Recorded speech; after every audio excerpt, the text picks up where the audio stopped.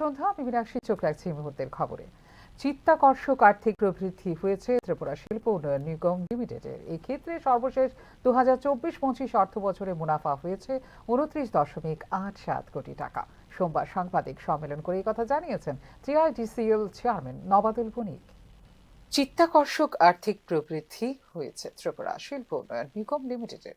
এই ক্ষেত্রে 2022-23 অর্থ বছরের ঋণ আদায় 20.72 কোটি টাকা থেকে বেড়ে 22 কোটি টাকা, 2024-25 অর্থ বছরে ইজারা ভাড়া আদায় 25.20 কোটি টাকা থেকে বেড়ে 6.51 কোটি টাকা এবং মুনাফা 24.02 কোটি টাকা থেকে বেড়ে হয়েছে 29.87 কোটি টাকা।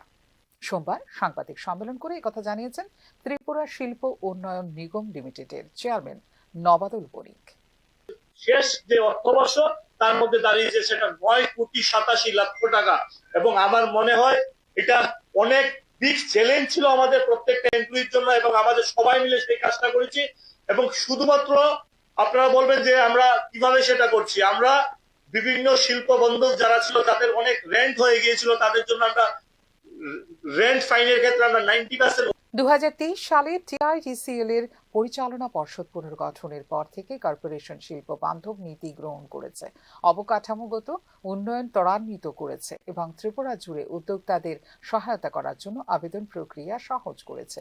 এই পরিবর্তনগুলি টিআইডিসিএল কে অর্থনৈতিক রূপান্তরের জন্য একটি অনুঘটক হিসেবে গড়ে তোলার জন্য ডিজাইন করা হয়েছে বলে কুঞ্জবাণীর কনফারেন্স হলে আয়োজিত সাংবাদিক সম্মেলনে জানিয়েছেন টিআইডিসিএল চেয়ারম্যান।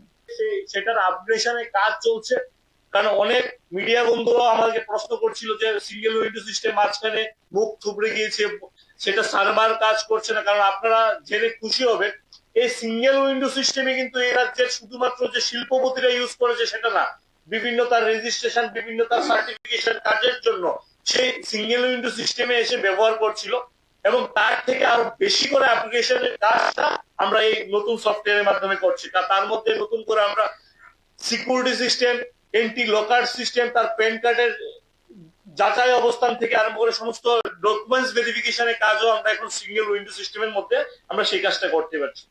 এবং সবচেয়ে বড় যে একটা ডিসিশন সেই কাজ, টিআইডিসিএল বর্তমানে 13টি শিল্পাঞ্চলে জমি বরাদ্দ পরিচালনা করে 7টি নতুন শিল্পাঞ্চল গড়ে তোলার পরিকল্পনা চলছে। এমএসএমই প্রকল্পের আওতায় এডিনগর, বাধারঘাট, ধর্মনগর এবং আর.কে. নগর অবকাঠামোগত উন্নয়নের জন্য ইতিমধ্যেই 237.08 কোটি টাকা বিনিয়োগ করা হয়েছে বলে জানিয়েছেন টিআইডিসিএল চেয়ারম্যান। কর্পোরেশনের স্বাগত পোর্টাল নতুন করে তৈরি করা হয়েছে যাতে প্যান যাচাইকরণ, WhatsApp integration, online payment, real time tracking এবং একটি ইন্টারেক্টিভ সহায়তা উইজার্ডের মতো বৈশিষ্ট্য অন্তর্ভুক্ত করা হয়েছে, যেখানে আগের চেয়ে আরও সহজলভ্য করে তোলা হয়েছে অনুমোদন এবং লাইসেন্সিং। শিল্প ইউনিটগুলির জন্য একটি বড় স্বস্তির বিষয় হলো বাধারঘাট এবং এডিনগরে ইজারা ভাড়া প্রতি বর্গফুট 25 টাকা থেকে কমিয়ে 20.45 টাকা করা হয়েছে, যার ফলে প্রায় 60টি ইউনিট উপকৃত হচ্ছে। নতুন নীতিমালায় এখন সমর্পণ করা জমির ওপর ফেরত, নির্মাণ ও উৎপাদন জন্য সময়সীমা বৃদ্ধি এবং সহযোগী প্রতিষ্ঠানগুলিকে অনুমতি দেওয়া হয়েছে সাবলিজের। টিআইডিসিএল এর 24টি বন্ধ ইউনিট থেকে 28 একর জমি পুনরুদ্ধার করেছে, নতুন উদ্যোক্তাদের কাছে পুনরায় বরাদ্দ করেছে এবং পূর্বে বন্ধ হয়ে যাওয়া 4টি ইউনিট পুনরুজ্জীবিত করেছে সফলভাবে বলে দাবি করেছেন টিআইডিসিএল এর চেয়ারম্যান। এশীয় উন্নয়ন ব্যাংকের 9টি শিল্পাঞ্চলে বিশ্বমানের অবকাঠামোর জন্য 975.26 কোটি টাকা অনুমোদন করেছে। পরিকল্পিত উন্নয়নের মধ্যে রয়েছে 34 কিলোমিটার রাস্তা, 4টি সেতু, 66 কিলোমিটার নিষ্কাশন, 36 কিলোমিটার পানির পাইপলাইন, 22টি গভীর নলকূপ, সীমানা প্রাচীর নেটওয়ার্ক বলে এদিনের সাংবাদিক সম্মেলনে জানিয়েছেন টিআইডিসিএল চেয়ারম্যান নবাদুল বণিক। ফিউরো রিপোর্ট, নিউজ নাও। 2024 সালের আগস্টের ভয়াবহ বন্যায় ভেঙে যায় রাস্তা। এবার ধীরে ধীরে গোমতী নদীর জলে তলিয়ে যাচ্ছে যোগাযোগের একমাত্র রাস্তাটি। আসন্ন বর্ষা তাই শঙ্কিত সোনামুড়ার বড় নারায়ণ এলাকার বাসিন্দারা। 2024 সালের বন্যায় গোমতী নদীতে তলিয়ে যাওয়া সড়ক 2025 সালেও সংস্কারে হাত দেয়নি দপ্তর। প্রেক্ষিতে যোগাযোগ বিচ্ছিন্ন হয়ে পড়ার আশঙ্কায় সোনামুড়ার বড় নারায়ণ এলাকার বাসিন্দারা। 2024 সালের বন্যায় সোনামুড়া গোমতী নদী লাগোয়া বড় নারায়ণ এলাকা বন্যায় আক্রান্ত হয়। জনগণ নিজেদের ক্ষয়ক্ষতি সারিয়ে তুলতে পারলেও নদী ভাঙা রোধ করতে পারেনি সরকার। এক্ষেত্রে নেতা মন্ত্রী এমনকি সাংসদ পর্যন্ত সফর করে গেছেন এলাকায়, এখনো হয়নি সমস্যার সমাধান বলে অভিযোগ সংশ্লিষ্ট গ্রামবাসীদের। 2024-এর যে বন্যা, ভয়াবহ বন্যার পরিস্থিতির কারণে আমাদের এই রাস্তাঘাট গ্রামের অধিকাংশই ভাঙ্গা গেছে। সব বন্যার পর থেকে আমাদের যেই সমস্যা, আজও এই সমস্যা রয়ে গেছে। নেতা থেকে মন্ত্রী, এমএলএ পর্যন্ত আয়া দেখা গেছে, এমনকি বাইরে থেকেও মন্ত্রীরা, এমপি তারা আয়ে গেছে, কিন্তু কাজের কাজ এখনো কিচ্ছু হয়েছে না। আসলে আমাদের যে এই যে গ্রামের এই রাস্তা যোগাযোগের নদী ভাঙ্গন রোধে দ্রুত ব্যবস্থা না নিলে সোনামুড়া আগরতলা সড়ক অবরোধ করবেন বলে হুঁশিয়ারি দিয়েছেন গ্রামবাসী। এই দুরবস্থার জন্য তো আমরা ডেপুটেশনও দিয়েছি, এসডিএম এর কাছে ডেপুটেশন দিয়েছি, আর ব্লকের কাছে তো আমার প্রধান এখানে এই এই গাঁওসভাটা সিপিএম এর প্রধান, একটাই সিপিএম এর ইয়া পাইছে এখানে, এই প্রধান যাইতে আছে। এমনকি আমরা বুঝতে পারি না যে সিপিএম এর গাঁওসভা দিকে এই কালটা হয় না, এটা কিন্তু আমরা জানি না। এখন তো কাজ করবার দেখতেছি এটা এই সিপিএম এর গাঁওসভা দিকে এটা কালটা হইতে আছে না। এখন যে আন্দোলনটা চলছে এখানে কিন্তু দল টল নাই। এখন যে আন্দোলনটা চলছে এটা দল নাই, দল ছাড়াই আন্দোলন চলছে। আর আমরা এই দেখেন না, এটা যদি এর মধ্যে কিছু না হয় আমরা ইমিডিয়েটলি একেবারে কোনো দল নাই, দল নাই, আমরা বেদিনবাসী, বন্যারণবাসী সবাই মিলে এই রাস্তা আটকে দেবো। দীর্ঘ 1 বছর পরেও সংস্কার না হওয়ায় এবার নতুন করে বন্যা হলে কিংবা সামান্য বৃষ্টিতেই নদীতে তলিয়ে যাবে যোগাযোগের একমাত্র এই সড়কটি। একটি মাত্র সড়ক বন্ধ হয়ে গেলে বিপদে পড়বেন এখানকার স্থানীয় কৃষক, ছাত্রছাত্রী, রোগী এবং সন্তান সম্ভবরা।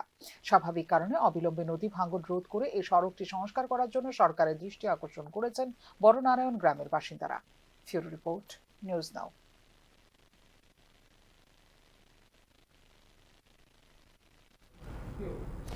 বাদ দিতে হবে ভোটার মিটার, লাগাম টানতে হবে মূল্যবৃদ্ধিতে, সুপ্রতিষ্ঠিত করতে হবে আইনি শাসন ব্যবস্থা, কমাতে হবে নারী নির্যাতন সহ বিভিন্ন দাবি দাবা নিয়ে 14 জুলাই সোমবার কুমারঘাট বিদ্যুৎ দপ্তরে ডিসিএম অফিসের সামনে বিক্ষোভ মিছিলে সামিল হন কংগ্রেস নেতৃত্বরা।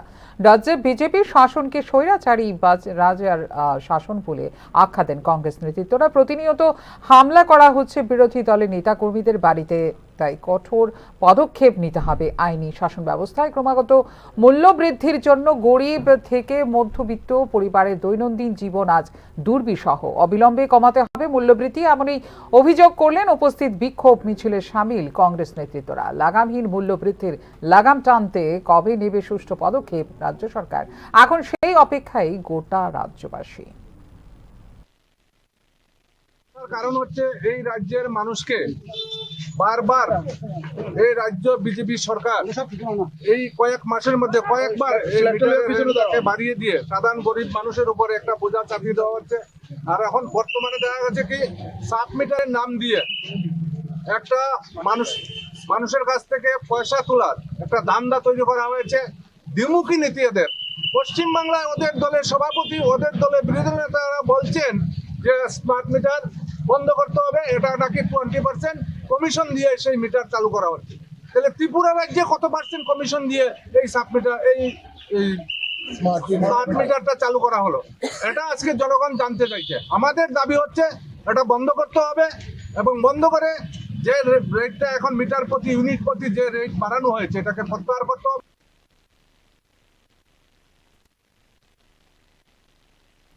গল্প শোনানো হয়েছিল বাম আমলে, বাস্তবে রূপান্তর হলো বিজেপি এবং আইপিএফটির জোট সরকারের শাসনকালে।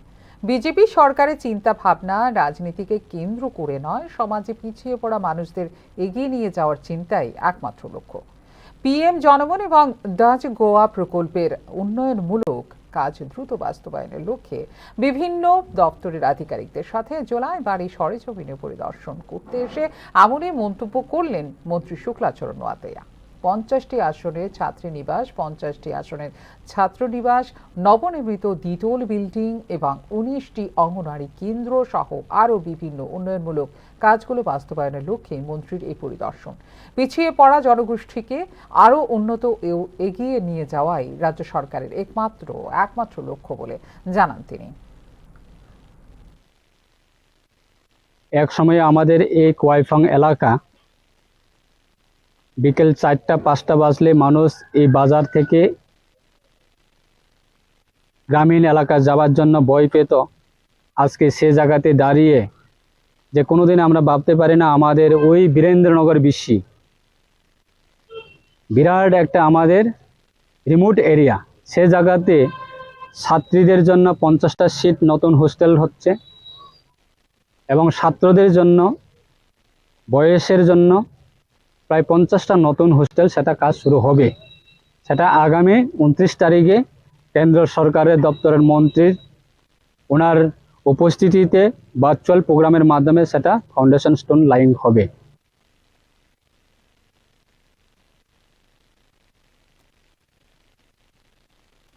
এখনকার মতো এই মুহূর্তে সংবাদ এই পর্যন্ত। ওনারও আপডেটস দেখার জন্য অবশ্যই নজর রাখতে হবে নিউজ দেওয়ার পর্দায়। নমস্কার।